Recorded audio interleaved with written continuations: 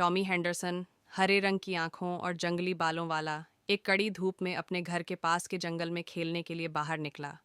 उसका पसंदीदा परिधान था लाल ग्राफिक टी शर्ट और नीले डेनिम शॉर्ट्स, साथ में सफ़ेद स्नीकर्स।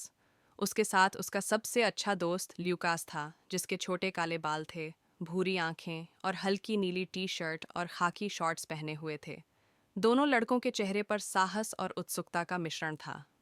चलो, आज हम जंगल के उस हिस्से तक जाएंगे जहां हम कभी नहीं गए, टॉमी ने उत्साहित होकर कहा। ल्यूकास थोड़ा घबराया हुआ था। हमें डर नहीं लगेगा? जंगल में कुछ अजीब हो रहा है। टॉमी ने उसे हंसते हुए जवाब दिया। कुछ नहीं होगा, ये सिर्फ कहानियां हैं।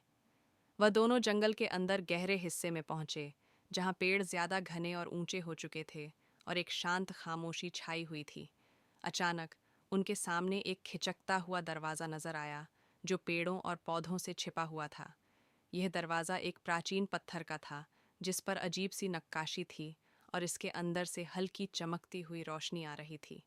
जैसे ही दरवाज़ा खुला, एक अजीब सी हवा का झोंका आया और दरवाजे से एक चमकदार रोशनी निकली। जैसे ही दोनों लड़के दरवाजे से गुजरे, उनके सामने एक शांत और चमकते हुए जंगल की दुनिया थी। पेड़ जो हरियाली से भरे थे, वे अद्भुत रंगों में चमक रहे थे और फूल अपने आसपास की हल्की रोशनी में दमक रहे थे। दूर कहीं से पक्षियों की मीठी आवाज सुनाई दे रही थी। उन दोनों ने एक दूसरे को हैरानी से देखा और उनकी आंखों में सवाल भर गए। यह कहाँ है हम? ल्यूकास ने धीरे से पूछा। मुझे लगता है हम किसी जादुई जगह पर हैं, टॉमी ने जवाब दिया और उसने कदम बढ़ाया। जंगल के अंदर एक छोटी सी गिलहरी ने उनका स्वागत किया। वह एक जादुई गिलहरी थी, जिसका नाम था थिस्टल। उसकी आंखों में चमक थी और उसका शरीर हरे रंग के पत्तों और टहनियों से बना था। उसने कहा, तुम दोनों खुशामदीद हो। यह जादुई जंगल तुम्हारा इंतजार कर रहा था। थिस्टल ने उन्हें बताया कि जंगल की जादुई शक्ति कमजोर हो चुकी है और इसे फिर से जागृत करने के लिए उनकी मदद चाहिए।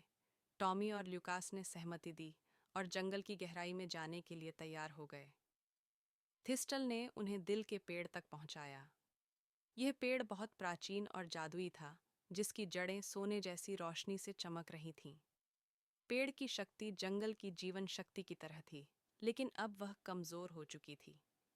हमें इस पेड़ की शक्ति को फिर से जगाना होगा, थिस्टल ने कहा। इसके बाद लड़कों को एक जादुई नदी पार करनी थी, जो एक रोशनी से भरी हुई मछली की निगरानी में थी। मछली ने उन्हें एक पहेली दी और कहा कि वे इसे हल करें ताकि वे नदी पार कर सकें। टॉमी और ल्यूकास ने मिलकर इस पहेली को हल किया और नदी पार की।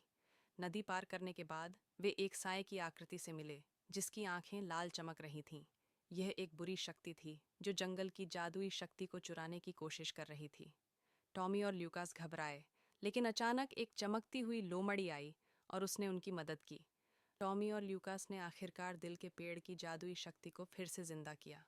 उन्होंने एक जादुई क्रिस्टल को पेड़ में डाला और तुरंत पेड़ की रोशनी फिर से चमक उठी। जंगल की जमीन पर जीवन का रंग वापस आ गया। इस जादुई यात्रा ने टॉमी और ल्यूकास को न सिर्फ जंगल के राज से परिचित कराया, बल्कि यह भी सिखाया कि दोस्ती, साहस और विश्वास के साथ कोई भी समस्या हल हो सकती है।